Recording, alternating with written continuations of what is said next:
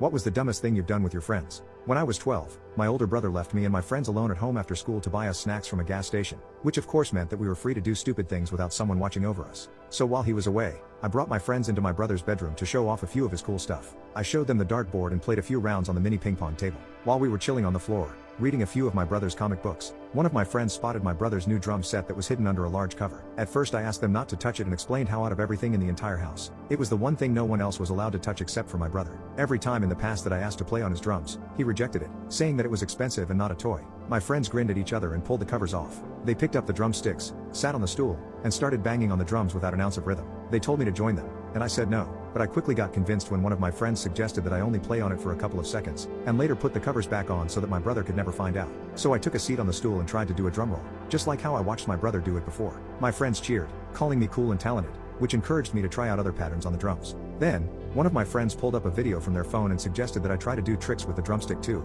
like spinning it around or throwing it up in the air and catching it or slamming it down hard just like the rock stars do it. I couldn't say no to their excited expressions and tried throwing the drumsticks up in the air to catch it and slam it down onto the drum. But on my fifth try, I missed the drumstick, and it landed perfectly inside one of the drums, making a very noticeable rip on the surface. I stood up from shock while my friends gasped simultaneously. We all stared at each other with wide eyes and panicked hearing my brother's car pull up into the driveway. Then we all sprung into action, covering up the drums and jumping back onto the floor to read comics just before my brother walked into the room. My heart was seriously racing when my brother greeted us. He looked at our red faces and called us weirdos before inviting us to watch a movie he set up downstairs. We ran out of his bedroom after putting the comics away and sat through the movie, praying he wouldn't find out what we just did.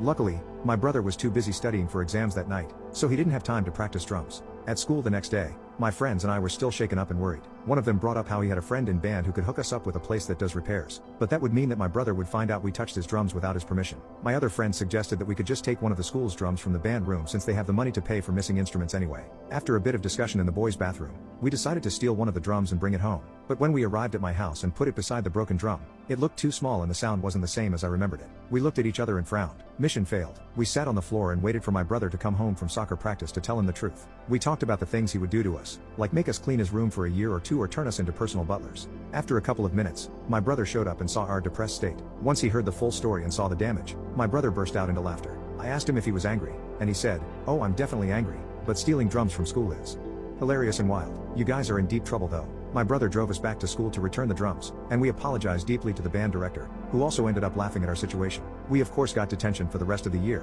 which was way better than getting suspended. And in order to pay off the costs for the repair of the drum, me and my friends had to wash cars in the neighborhood and mow lawns all summer long. We eventually made enough money with the help of the large tips a few neighbors gave, but it was seriously tough work, and you would think we learned our lesson.